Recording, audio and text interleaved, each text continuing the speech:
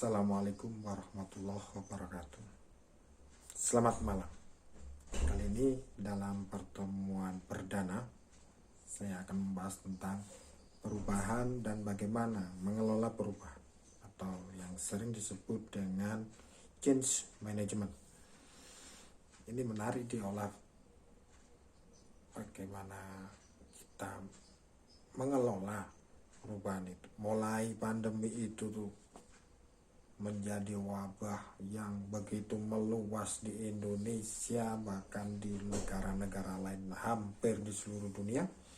Perubahan sangat marak dibahas. Yang sebenarnya dari dulu ya perubahan itu ya harus tetap dilaksanakan. Jadi organisasi maupun individu sebagai SDM yang melaksanakan perubahan perlu juga mengelola beberapa hal yang perlu diingat, bahwa di dalam perubahan juga memerlukan satu komitmen. Komitmen ini yang kemudian akan diterjemahkan, diejawantahkan dalam aksi. Nah, di dalam perubahan kemudian selain komitmen juga yang tidak kalah penting adalah pengetahuan dan bagaimana mengelolanya. Jadi apapun yang mau kita rubah, apapun yang mau kita terapkan, ternyata butuh pengelolaan, dan itu tidak mudah. Tidak mudah sebenarnya. Banyak kegagalan-kegagalan dalam perubahan yang kita bisa berguru kalau itu dalam organisasi atau bisnis kepada Nokia ketika ya ada serangan dari Android, begitu juga BlackBerry yang kemudian sempat turun drastis. Itu adalah kantor pos di mana surat menyurat menjadi tergantikan oleh media sosial. Tapi kenyataannya ketika di zaman pandemi, kantor pos naik lagi tuh, karena ya semuanya serba online, sehingga kiriman paket yang non surat, dokumen yang sekarang juga banyak barang-barang akhirnya bisa dilayani kembali. Ini kebangkitan juga buat ya semacam industri-industri transportasi khususnya untuk pengantaran. Menarik. Nah, pandemi ini hampir setahun ya, hampir setahun, dan ini nanti di bulan Maret kira-kira mereka akan berulang tahun ini ya. Dan mudah-mudahan tidak sampai ke ulang tahunnya yang kedua. Jadi cukuplah usianya setahun saja. Nah, jadi setelah komitmen, kemudian pengetahuan pengelolaan tentang manajemen perubahan, yang tidak kalah penting yang nomor 3 adalah bagaimana kita menyusun tim perubahan. Jadi merumuskan tim perubahan ini juga di dalamnya akan terjadi beberapa hal yang mungkin bisa saling berbenturan itu. Contohnya misalnya bahwa timnya misalnya lintas budaya, lintas angkatan, misalnya bapak dengan anak, kakak dengan adik, yang mungkin berbeda-beda. Misalnya kita mau merubah diri sendiri itu, yang biasanya ya di pagi hari kita jarang-jarang berjemur, sekarang jadi berjemur. Mungkin dari beberapa keluarga tidak mendukung atau tidak support pada hal tersebut, tapi kita melaksanakan. Tentu ini juga merupakan hal yang perlu dikelola dalam perubahan. Nah, ada 3 hal tadi, tim ya, jadi komitmen, kemudian bagaimana mengelolanya, kemudian bagaimana tim, dan yang keempat ini adalah lingkungan perubahan. Apa yang mau kita rubah lingkungannya, ataukah hanya pada diri kita, termasuk juga keadaan, situasi, kondisi. Nah, 4 ini saling berkolaborasi, yang kemudian kelima akan memunculkan satu yang disebut dengan strategi perubahannya. Apakah kita nanti akan berubah drastis, tahap demi tahap, atau bagaimana gitu ya. Nah, banyak juga perubahan-perubahan yang bersifat radikal. Perubahan yang bersifat radikal ini sifatnya juga salah satunya mendasar, kemudian bisa juga menyeluruh, kemudian juga merupakan hal-hal yang cukup berat untuk dilaksanakan. Nah, perubahan-perubahan memang ada beberapa yang sebaiknya dilaksanakan secara gradual dan tidak bersifat langsung, kemudian saat itu juga, kemudian berskala besar misalnya. Nah, jadi perubahan-perubahan yang sifatnya seperti itu biasanya membutuhkan kesiapan yang luar biasa. Nah, kegagalan perubahan apapun di dalam organisasi dan juga dalam diri seseorang biasanya juga terutama karena di tengah-tengah perjalanan ketika kita merubah, kita lupa bahwa kita juga harus mengelola perubahan apapun namanya. Kita bisa saja misalnya menerapkan salah satunya misalnya sertifikasi ISO, kemudian mungkin bisnis proses re-engineering, kemudian perbaikan tata kelola di bidang keuangan, mungkin peningkatan produktivitas dan lain sebagainya. Ini membutuhkan manajemen perubahan atau pengelolaan perubahan. Jadi apapun isinya, apapun isi perubahan dan apapun yang akan dirubah, itu tahapannya ya harus kita kelola dengan baik. Kalau tidak, banyak perubahan-perubahan yang katanya nih hanya menjadi visi dalam tanda petik ya, tapi sulit direalisasi. Padahal enggak, sebenarnya banyak yang agen-agen perubahan yang sudah melaksanakan, namun mungkin juga lupa dari sisi perubahan tersebut bahwa perlu dikelola. Nah, kemudian faktor kunci keberhasilan apa? Satu, yang pertama ini yang pertama nih.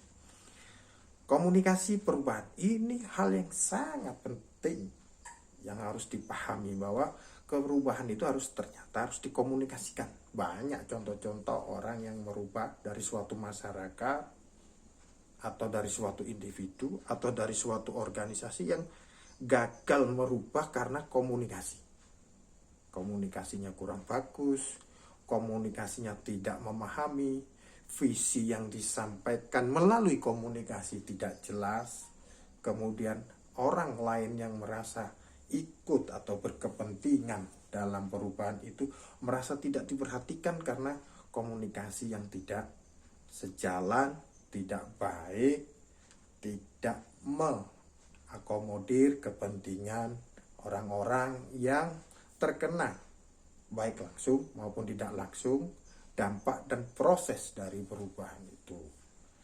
Nah, yang kedua adalah faktor budaya. Ini juga penting nih, juga penting. Jadi kita bisa saja ini contoh yang paling mudah. Kita biasa memegang gini ya, hidung gini. Tapi ketika tangan kita silangkan, pejamkan mata, dan kedua titik jari ini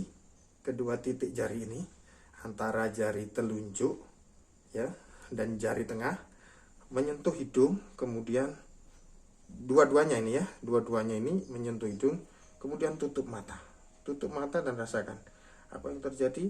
Nah, seakan-akan ujung hidung kita ini jadi dua. Ini budaya sebenarnya ya, selain tadi budaya yang sudah terbentuk. Jadi ya ketika kita dirubah begini saja rasanya sudah dua, apalagi ya yang lainnya yang sebenarnya begini sudah biasa kita lakukan merasa satu. Ini contoh merubah budaya tidak mudah, apapun isi ya, apapun konten dari perubahan itu. Nah, perubahan ini selalu kita ada juga yang tanya, Pak, apakah perubahan itu baik gitu ya? Ya, setiap subjek tentang perubahan atau tema perubahan selalu maksudnya adalah perubahan ke arah yang lebih baik, bukan perubahan yang ke arah yang lebih jelek atau lebih turun lagi. Tentu maksudnya begitu ya. Nah, ada banyak strategi. Jadi dua hal tadi yang berpengaruh kepada perubahan adalah komunikasi dan pemahaman budaya apapun isinya. Misal kita biasa punya dalam suatu organisasi misalnya bahwa single decision making Itu ya, pembuatan keputusan itu dilakukan oleh satu orang. Kemudian mau dilaksanakan di organisasi tersebut, misalnya sistem demokratis. Ini tidak mudah, kelihatannya saja kita bilang akan mudah diterapkan sekian hari, sekian waktu akan sudah terbiasa. Tidak. Di dalam perjalanannya tidak akan begitu, dan akan timbul konflik-konflik yang akan memperparah keadaan di mana sebelum berubah dengan ketika diterapkan perubahan, ini konfliknya akan banyak dan akan justru menjatuhkan organisasi daripada ketika dirubah. Jadi ini pentingnya manajemen perubahan, apapun isi, subjek, dan objek yang mau dirubah, gitu ya, baik temanya maupun hal, lokasi, orang, kemudian juga proses apa yang mau dirubah. Selain itu, apapun jargon judulnya, ya, misalnya mau menerapkan sesuatu, misalnya dulu strateginya pakai SWOT, sekarang pakai 3C dan lain-lain. Nah, ini tidak mudah gitu kalau budayanya memang tidak mengarah pada budaya perubahan itu. Ya, banyak contoh-contoh tokoh-tokoh dunia ketika merubah perubahan, melaksanakan perubahan itu, budaya yang tidak mendukung, tidak mudah, bahkan banyak yang akhirnya hijrah atau meninggalkan karena sulitnya dirubah. Ketika ini sulit dirubah, kemudian change management atau agen perubahan itu meninggalkan itu untuk kemudian mencari lokasi, tempat, atau ruang perubahan yang memungkinkan dia bisa tumbuh untuk bisa berubah dan menerapkan perubahan dengan lebih baik. Ini banyak contoh-contohnya begitu, ya. Kita juga masih ingat bahwa penemu lampu ini, saya cukup mengidolakan ini, ya, cukup hormat kepada penemu bola lampu ini, Thomas Alva Edison, dalam merubah pandangan bahwa dia harus bisa menemukan sesuatu yang bermanfaat bagi kemanusiaan, terutama tentang bidang kelistrikan bola lampu. Itu beberapa kali percobaan, lebih dari 10 kali, bahkan di dalam catatannya bisa ribuan, 1000 lebih percobaan gagal untuk bisa menemukan bola lampu pijar yang akhir-akhirnya ujung-ujungnya disebut dengan di dalamnya itu ada materi listrik yang bernama kawat filamen. Pertama dia coba dengan kawat baja, ternyata tidak bisa menyala. Kemudian dia coba lagi dengan logam yang lain, tembaga, tidak bisa menyala juga. Kemudian dengan logam yang lain, seng, juga tidak bisa menyala. Hampir 1000 lebih logam-logam yang dicoba. Timnya turun, tapi ini nanti menjadi sebuah perubahan yang sangat drastis. Motivasi, moral tim turun semuanya, drop. Apa yang dilakukan oleh Thomas Alva Edison? Dia kumpulkan pers, dia jumpa pers pada saat itu. Ketika timnya sudah kehilangan motivasi, turun dan lain sebagainya, yang arahnya menjadi arah yang kontraproduktif. Dia kumpulkan ke pers dan dia katakan bahwa saya bukan gagal, tapi saya menemukan 1000 lebih logam yang tidak bisa dipakai untuk kawat pijar bola lampu. Dan itu langsung booming.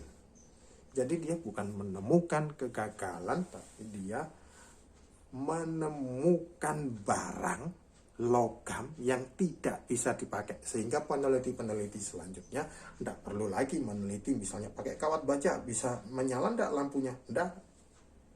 Nah, kemudian dibukukan bahwa ini adalah penemuan-penemuan yang bisa menemukan logam yang tidak bisa dipakai untuk kawat pijar bola lampu.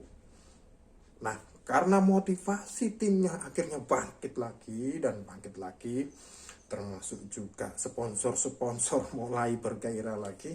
Nah, di penelitian selanjutnya itulah dia baru menemukan bola lampu yang bisa berbicara, yang ya di Indonesia sering disebut, terutama di suku Jawa nih, orang Jawa nyebutnya dop gitu ya, pola lampu yang di dalamnya ada kawat, namanya kawat filament. Jadi itu penemuan hebat dengan perubahan yang begitu, sehingga dia komunikasikan. Mungkin sebagian orang bilang bahwa ya itu kegagalan gitu ya, tapi komunikasinya hebat. Coba dilihat, dia bilang dia bukan gagal, dia berhasil menemukan logam yang tidak bisa dipakai. Ini menarik ya. Jadi komunikasi perubahan apapun yang Anda rubah, bidang teknologi, efisiensi, efektivitas, produktivitas, dan lain sebagainya, ya kita harus juga memperhatikan dua hal ya, komunikasi dan tentang budaya. Bahwa budaya di sana, ketika budaya itu bahwa orang sulit menerima kegagalan, maka ya jangan katakan kegagalan. Dan itu mempunyai arti makna yang dalam bagi budaya tertentu ketika disebut gagal. Tapi ketika disebut itu berhasil menemukan yang tidak bisa dipakai, itu membangkitkan motivasi, gairah, semangat untuk berubah lagi. Dan terima kasih salut juga kepada Thomas Alva Edison. Sekarang pun penerangan lampu yang di atas nih kita pakai produk dia nih ya. Salut dan selamat malam, salam berubah. Assalamualaikum warahmatullahi wabarakatuh.